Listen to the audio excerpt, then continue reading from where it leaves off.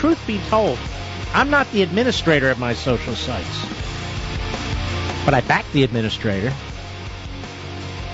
See, what happens, folks, is sometimes we get into these little discussions and debates, and the word goes out, flood the Facebook site.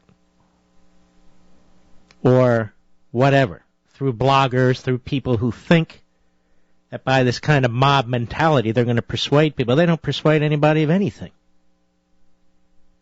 They annoy people.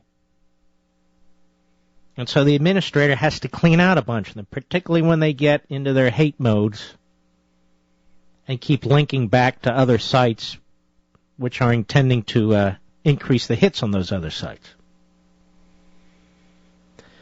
And so we get into these debates on constitutional issues, on economics, on history, and that's a good thing. But the Ron Paul people are the biggest a-holes of them all. Now, some of you may be thinking about Ron Paul. I promise you, his followers are the biggest a-holes of them all. Not necessarily because what they believe, but the way they express themselves. They're obnoxious. They're like Marxists. Really. The mob mentality, the language, true believers. And yet there's a lot that is sensible, particularly on the Rand Paul side of the family, when it comes to the Constitution and economics and so forth.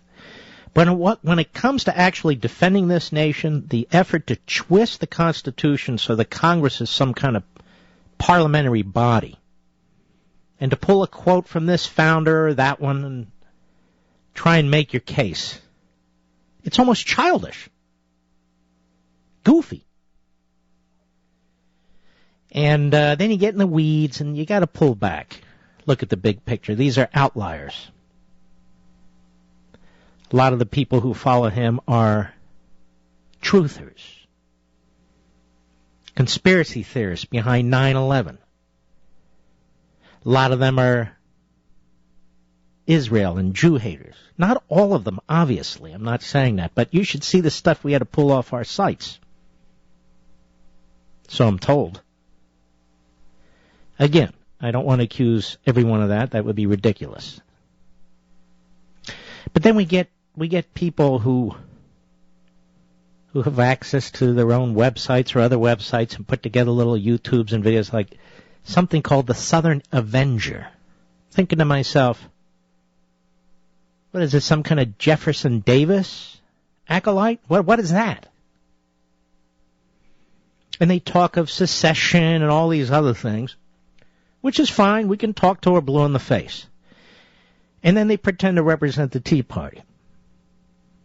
The Southern Avenger, Professor Erwin Corey, whoever they are. I didn't see them at any rallies. Maybe they were in the background somewhere, but they're not organizing. They're not resonating with the American people. They're outliers. So be very careful about some of these folks. I know I am. Which is why the mob swings in action, all 14 of them.